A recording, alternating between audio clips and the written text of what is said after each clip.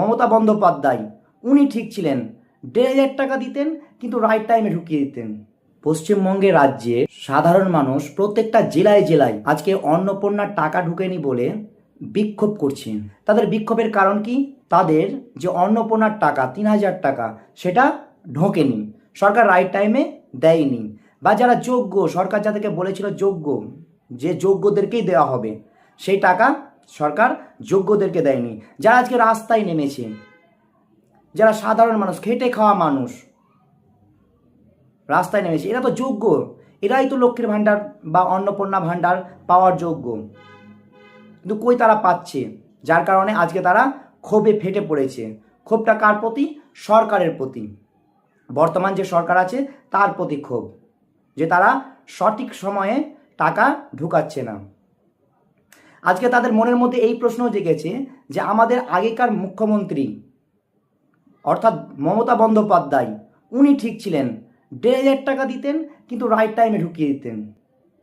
কিন্তু বর্তমান সরকার যখন ক্ষমতায় ছিলেন না, একটা প্রতিশ্রুতি দিয়েছিলেন তিনি, যে আমি যদি ক্ষমতায় আসি বা আমার সরকার যদি ক্ষমতায় আসে তাহলে 1,500 টাকা লক্ষ্মীর ভাণ্ডার সেটাকে আমরা 3,000 টাকা করে দেব, আর কোনো রকমের ফর্ম ফিল আপ করার দরকার নেই, কোনো রকমের বাছাই করার দরকার নেই, যারাই লক্ষ্মীর ভাণ্ডারের টাকা পেতেন তারাই অন্নপূর্ণায় টাকা পাবেন, কিচ্ছু কাউকে করার প্রয়োজন নেই। কিন্তু তিনি তো সরকারে এসছেন, মানুষকে প্রতিশ্রুতি দিয়ে তিনি সরকারে এসছেন, মানুষ ঢেলে ভোট দিয়েছে। আমরা পুরনো সরকারের পতন ঘটিয়ে নতুন সরকারকে ক্ষমতায় এনেছি আমরা শান্তিতে সাধারণ মানুষ থাকার জন্যই। সেখানে সাধারণ মানুষ যদি ফর্ম নিয়ে ছুটোছুটি করবে তাহলে কেন নতুন সরকারের দরকার? তাহলে তো পুরনো সরকারই ঠিক ছিল। তো এখানে যে টাকাটা ঢুকছে না, বা সরকার তার সিস্টেমে ব্যর্থ, টাকা ঢুকাতে চাচ্ছে না, যোগ্য যারা তাদেরকেও টাকা দিচ্ছে না, তার কারণ কি? আমি মনে করি যখন নতুন সরকার এলো ক্ষমতায় তখন তিনি পারতেন যে পুরনো যে সিস্টেমটা আছে, পুরনো যে লক্ষ্মীর ভাণ্ডার আছে, পুরনো লক্ষ্মীর ভাণ্ডারটা 6 মাস থাক, ওটা চলুক, আমরা আমাদের মতো করে নতুন সরকার এসে একটু গুছিয়ে নিই, নিজেদের মতো করে একটু গুছিয়ে নিই, তারপরে যখন আমাদের পরিকল্পনা হয়ে যাবে, আমাদের 3,000 টাকার যে প্রকল্প আছে এই প্রকল্পটায় আমরা প্রপার ম্যানারে যখন আমরা সাজিয়ে নিতে পারবো তখন আমরা 3,000 টাকা করে দিব। যতদিন সাজাতে না পারছি, আমাদের সিস্টেমে কাজ করতে না পারছি, ততদিন পুরনো সরকারের যে প্রকল্প আছে 1,500 টাকা সেটাই চলুক। তাহলে তো সরকারকে আজকে ক্ষোভের মুখে পড়তে হতো না, তাহলে তো পাবলিক আজকে পুরো রাজ্য জুড়ে আন্দোলন করতো না সরকারের বিরুদ্ধে। সরকারের এটা একটা ভুল। সরকারের 2 নম্বর ভুল হচ্ছে যে আমাদের যে নিম্ন স্তর, আমাদের যে লোকাল গভর্নমেন্ট আছে, এবার লোকাল গভর্নমেন্টে নতুন সরকারের তো সেরকম কর্মী নেই, যেমনটা তৃণমূলের আমলে ছিল। তৃণমূলের আমলে যে কর্মীগুলো ছিল, লক্ষ্মীর ভাণ্ডার ফিল আপ করতে গিয়ে ওরাই ফিল আপ করে দিয়েছে ফর্ম, যে মাসিমা আপনার ফর্মটা দেন আমি ফিল আপ করে দিচ্ছি, তারাই হয়তো পৌরসভায় বা পঞ্চায়েতে জমা দিয়ে দিয়েছে, ওরা নিজেরাই করে দিয়েছে, মানে মোট কথা সহযোগিতাটা পেয়েছে, পরিষেবাটা পেয়েছে সাধারণ মানুষ।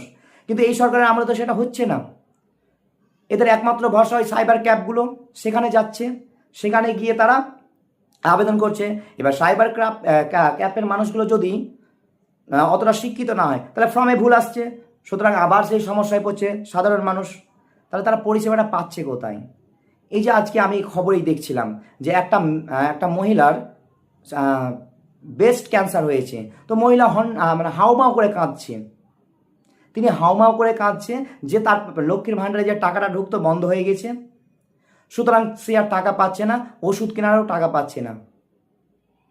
তো সাধারণ মানুষ যদি সরকারকে, নতুন সরকারকে নিয়ে এসে সুবিধা না পায় তাহলে এই সরকারকে আনার মানে কি? এমনকি ওনারা, এই সাধারণ মানুষ এমনও বলছেন যে আগের সরকার, এই যে মমতা সরকার, উনি ভালো ছিলেন। তাহলে কেন একটা সরকার চলে যাওয়ার পরে, একটা সরকারের পতন হয়ে যাওয়ার পরেও কেন ওই সরকারকে খুঁজছে? তবে নতুন সরকারের ঘাটতি হচ্ছে, কোথাও সিস্টেমে ঘাটতি হচ্ছে, নতুন সরকার সেইভাবে গুছিয়ে তুলতে পারছে না। আর আশা করি আগামীতে এরকম সমস্যা না হয়। ঠিক আছে, সকলেই ভালো থাকবেন, সুস্থ থাকবেন।